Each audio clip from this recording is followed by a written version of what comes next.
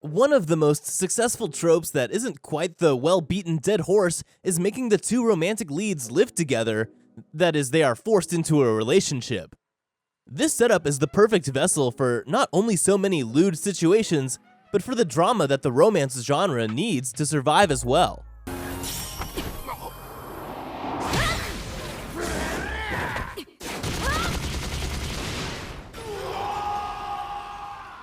If your taste in romance anime demand you search for series in which the boy and the girl are forced in a relationship together due to circumstance, then these anime recommendations will feed that need. So welcome back to Animeology, and today, we will show you the top 10 forced into a relationship/marriage anime. Before we begin, be sure to drop a like and subscribe down below for more anime top 10s, and without further ado, let's get right into the video.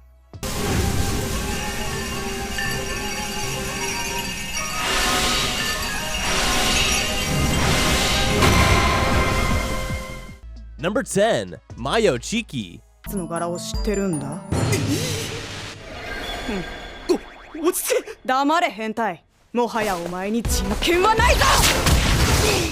The plot for Mayo Chiki is calming but funny at the same time. It seems the main focus for this anime is people helping a young Japanese boy get over his fear of women. The protagonist of Mayo Chiki is a young Japanese male, Kinjiro Sakamaki. Kinjiro was born into a strange family that loves the pro wrestling sport. Throughout the years, however, he developed genophobia because of his mother and his younger sister. Kinjiro meets a ton of new and amazing people during his high school life. Even though they might seem strange to so many people, he still thinks of them like family, especially his little sister, Kureha, and his close friend and lover, Subaru.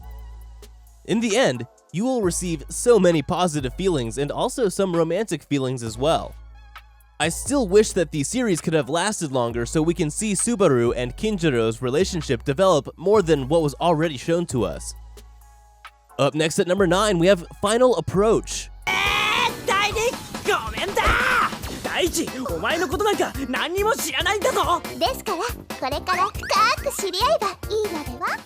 This anime series perfectly matches with the theme of today's video and displays it in perfect form. In Final Approach, Ryo and his sister live alone after their parents die. However, due to the low birth rates in Japan, the government tests a new program in which young people are forced to marry. So, in comes Ryo's new fiancée, Shizuka, and a dozen government-issued bodyguards there to oversee the success of the marriage. Ryo is reluctant, Shizuka is over-enthusiastic, and hilarity ensues. But so does the romance. Despite having a weak plot, I have to say you will love the last few episodes around the climax. Overall, the anime was really funny, and you'll have a share of laughing doses and will go through romantic labu-labu moments. I wish there was a Shizuka popping up in my life. I would have taken her as my wife anytime. And at number 8, we have Rec.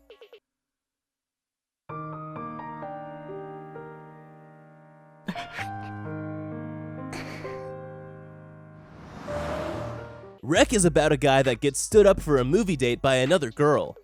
When he goes to toss the tickets away, a random girl on the street tells him not to waste them and they go to the movie together instead. After the date, he walks her home, surprised they live in the same neighborhood, only to find that her apartment has burned down. So he ends up taking her home where they not only live together, but have a more than friends but less than a relationship.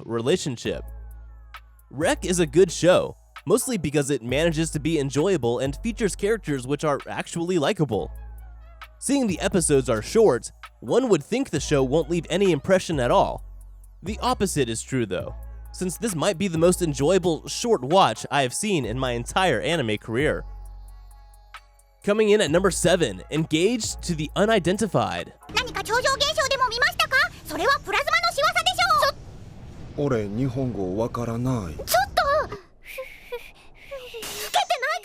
Kobeni Yanamori is a high school girl who lives with her mother and older sister Benyo.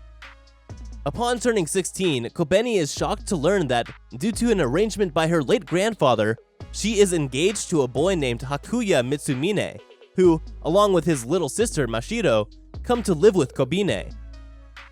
As Kobine spends time adjusting to this new family, she learns there is more to Hakuya and Mishiro than meets the eye. For half of the show, it's standard fare in terms of a slice-of-life rom-com. A large chunk of comedy, of the more kind but a pea-sized amount of romance. The latter half is where the show begins to peak, when we learn that the Matsumines are far from ordinary folk, and the connection with Kobine linked to a long-forgotten accident leading to the reason behind this engagement. To conclude, a simple premise of a girl forced to betroth a boy with an innocent yet unusual twist halfway that sets the romance into motion. Engaged to the Unidentified is a very solid series. If you're not looking for anything serious and just want to chill out to something cute and dainty, I would say to absolutely give this one a try. At number 6, we have Pet Girl of Sakura Hall.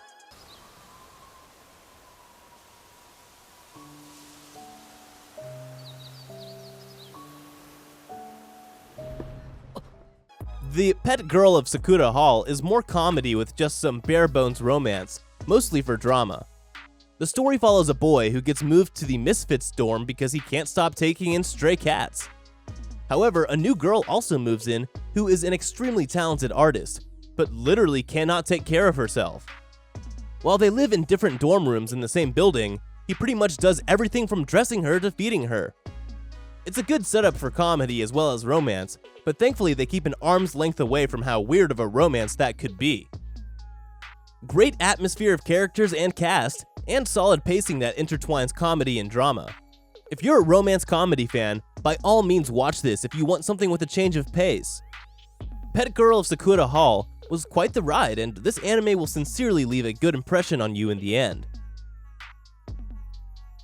Moving on to number 5, Brighter Than the Dawning Blue. 一人で月に行った君に怒ろうか呆れようか嘆こうかでもやっと会えた In this series, the moon and Earth are linked by a single point of contact. The story follows Tatsuya, who is the son of the United Nations president, and Princess Fina Fam Earthlight, next in line to the throne on the moon. It was decided that she would live on Earth on a homestay to better prepare herself for her ascension to the throne. Naturally, she moves in with Tatsuya and his family. The driving force of the show is, without a doubt, the relationship between Tatsuya and Fina. The relationship, as it develops, and it does so pretty quickly, becomes the focus of the show and of all the conflicts in the show. I don't want to spoil too much, but the events are pretty enjoyable when you consider the political relations between the Earth and the moon Brighter Than the Dawning Blue presents. The ending, however, is pretty good and has a twist that I certainly did not expect. Up next at number 4, Nisakoi, False Love.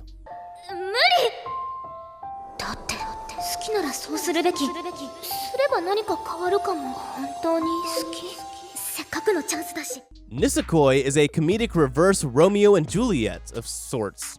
Raku, heir to the Kuza family, enters into a forced engagement with Chitoge, granddaughter of the mafia's leader, as a way to bring peace between the gangs. The only problem is that they hate each other and thus must pretend to be in love for the sake of duty. To further complicate matters, Raku made a promise with a girl 10 years ago, but he can't remember who she was. He just knows she will have the matching key to the pendant around his neck. Also, he has a crush on his school friend Onadora. Nisakoi is not a groundbreaking anime by any means, but it has proven one thing. It's that originality is extremely overrated. All you need is a little charm, solid execution, and of course, waifus. There's a reason that this story and these characters have been done before, and that's because they're enjoyable. And at number 3, we have Clannad. 食べたいですかああ、すっげえ食べたい。そうですかでもあげないです Clannad follows the story of delinquent Tomoya Okazaki. He thinks that he will never amount to anything and decides to waste his school days with his friend, Tsunahora. They both make quite the pair with their funny antics. And one day, Okazaki stumbles upon Nagisa, a repeat student due to an underlying illness. Nagisa has a dream of reviving the school's drama club. As Okazaki notices Nagisa, he helps her realize this dream with a few other girls. Along the way, he starts solving these girls' problems and realizes that life isn't as dull as he once thought it was. While a portion of Clannad isn't about the two main characters living together, eventually, due to the boy's poor circumstances at home, he moves in with his love interest and her nice family. While Clannad does use this trope, it isn't the main focus like with some other series. Instead, it is just one more vessel for the main couple to get closer together. Unfortunately, they don't use it for as many fun scenes as they could have, but there are plenty of awe-inspiring scenes throughout the series to make up for it. Moving on to number 2, Inu X Boku Ss. ただの人間か。なんだと。不運なやつだ。よりによってこのあやかし感に入るとは。Sometimes, just sometimes, the boy and girl forced to live together concept gets a little innovation through completely crazy plot alone. While Inu X Boku Ss isn't completely crazy, it is a nice refreshing breeze in this musty part of the romance genre. The series follows a sheltered daughter of a wealthy family that wants to live on her own. So she moves into a high-security apartment complex where she finds out her neighbors as well as herself are all half demons. New weird neighbors aside, she's also forced to live with a Secret Service agent who is handsome, quiet, and super clingy. This anime really was a short and innocent story about Richiro and her adventures with her airheaded friends in the Ayakashi mansion. To be precise, that's exactly how this anime played out until the last few episodes. It's cute and mostly a fluffy slice of life anime that you can watch in one afternoon. And finally at number 1, My Wife is the Student Council President. それ以上は。下は競泳水着だぞ、泉くん。お約束。The story begins with Itsumi Hayato running to be the student body president. But when a beautiful girl swings in promising the liberalization of love while flinging condoms into the audience, he ends up losing to her and becoming the vice president. At the student council meeting, the newly elected president invites herself over to Itsumi's house, where she promptly announces she is to become Itsumi's wife thanks to an agreement, facilitated by alcohol, made between their parents when they were only 3. Now the story itself is pretty straightforward. Also, since it's a short, you won't have to worry about fillers at any moment of the series.